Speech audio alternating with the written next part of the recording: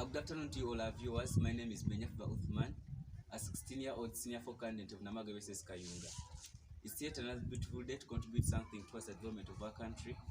I'm being joined by Honorable Nakode Harriet, with whom we shall be sharing and contributing something towards the fight against corruption in the education sector. You're most welcome there, Honorable. Thank you. How are you? I'm fine. Could you please go on to introduce yourself and say hello to our viewers? Okay, my name is Nakode Harriet. I'm a resident of Kayunga District and also a leader. I'm just so happy that this young man is also starting his fight on corruption, which I think is a major virtue that is affecting development in our country. So I encourage you, get it up.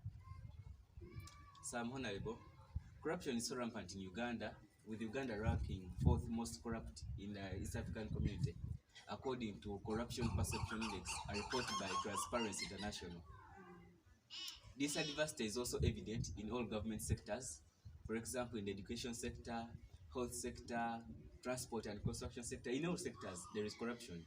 We've seen cases of Mabati saga, where iron sheets that were meant for Karamoja schools were embezzled.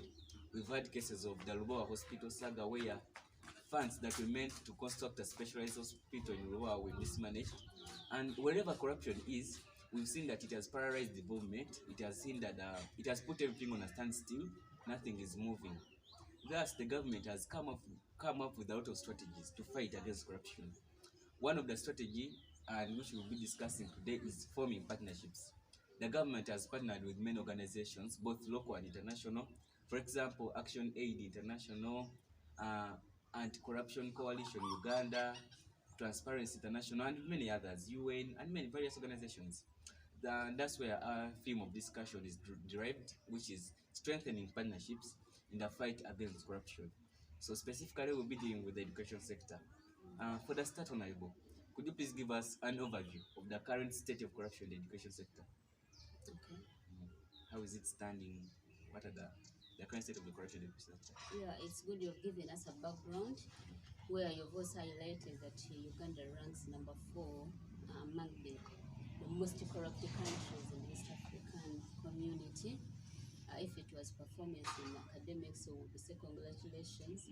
But if it's in a vice, then we just have to pray for our country. And also maybe if government could allow increase on our participation to ensure that corruption is kind of minimized, and if not minimized, completely dealt with. Education is one of the sectors where if corruption is a vice in it, the education sector automatically fails. But of course, you also have to know that education is the driver of all these other sectors. Because let me just talk about Kayunga District. I have had an opportunity to serve in Kayunga District as a Minister of Education. But of course, what I can say is that corruption is also there. Corruption is there, where, for example, promotions are not done on merit. Now, at the end of the day, of course, schools will collapse.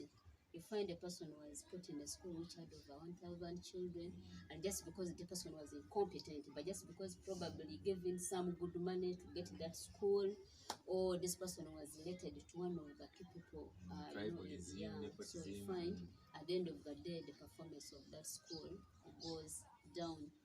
You mentioned a lot of examples, benefits, a lot of data, a lot of facts. So, like you mentioned of employment of incompetent teachers because perhaps they bribed. We've seen cases. You've mentioned different cases. So, what do you think has made this prevalent in the education sector? What factors have brought about that corruption is now normalized in the education sector? It's that even someone can even bribe. It's good you said that Uganda has been ranked number 4. The other way, these things are done right from up, because the government is the most corrupt. You've talked about the agencies, the alliances that government has done with the NGOs to see that corruption is fought. With those very many cases, you remember the president, Menya Favour said, they have not been in position to put those people to account just because they do not have evidence. Now, so to me, I would just say, that government is not way to fight corruption. After all, even the leaders themselves are corrupt. Okay? So the interference of the big man in the fight against corruption is also hindering us. The willingness is completely not there. But even as you say, we are strengthening alliances between private and government to fight corruption, but the leaders are benefiting from it. It's what is keeping them in those positions so they cannot fight it. So you've mentioned the interference of the big man as one of the challenges that is hindering these NGOs from succeeding in their fight against corruption.